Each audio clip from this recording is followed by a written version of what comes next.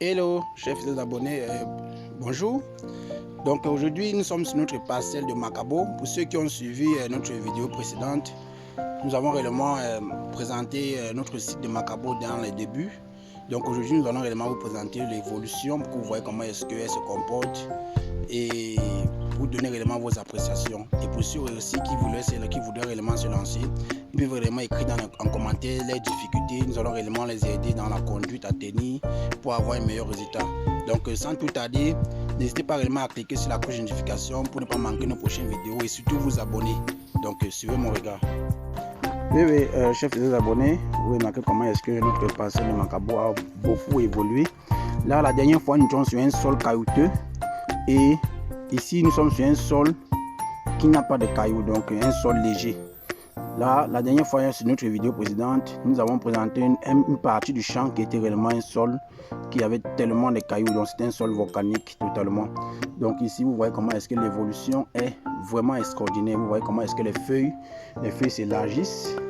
Et donc d'ici cette semaine, nous allons augmenter la terre parce que au fur et à mesure que le pied de Macabo grandit, on augmente la terre. Cette terre là qui lui permet d'avoir plusieurs tubercules. Si vous cultivez, vous voulez vous lancer dans la culture du Macabo, sachez réellement que plus elle prend la taille, plus vous augmentez légèrement la terre.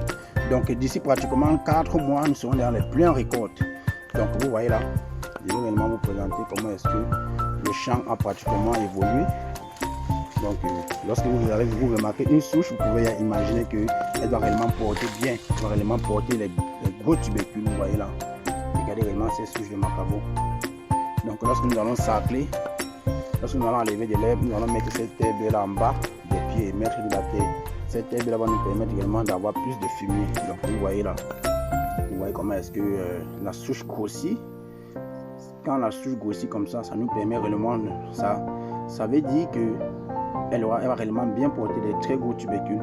Donc plus la souche prend le volume, plus nous augmentons légèrement la terre. Cette terre va lui permettre de porter des tubercules pour tout son diamètre.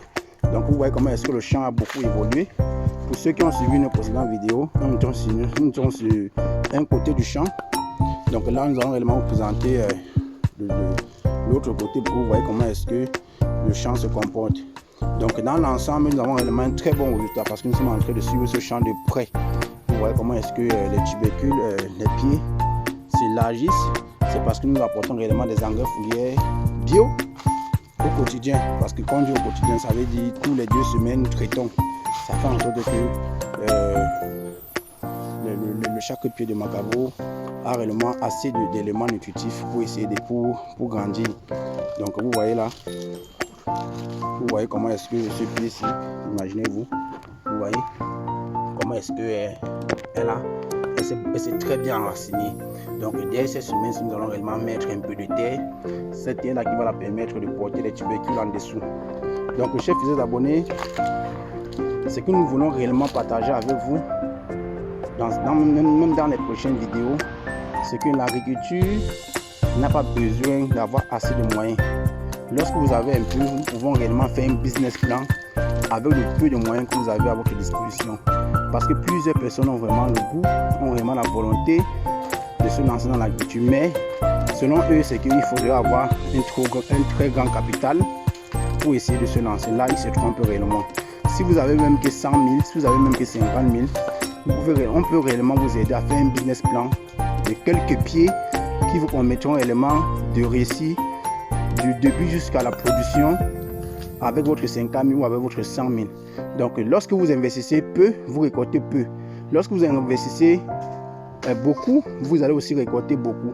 Mais il faudrait réellement que vous commencez d'abord. Même si vous n'en avez pas beaucoup, vous commencez.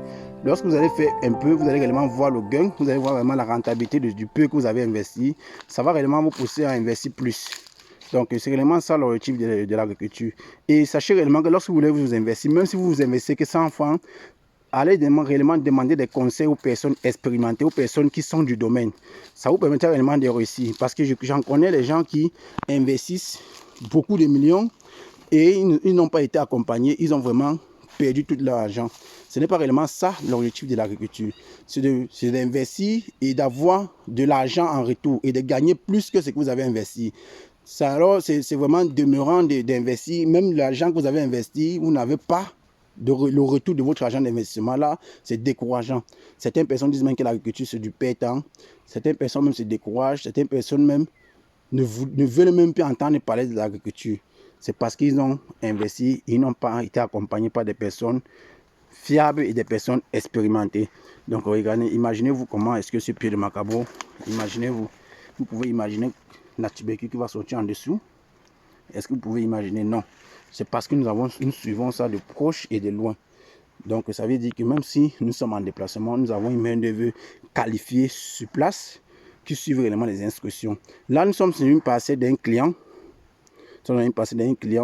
Et ce client, étant même un client local, a réellement confié son champ à l'entreprise. C'est pourquoi est-ce que vous voyez, parfois très tôt le matin, nous venons vérifier.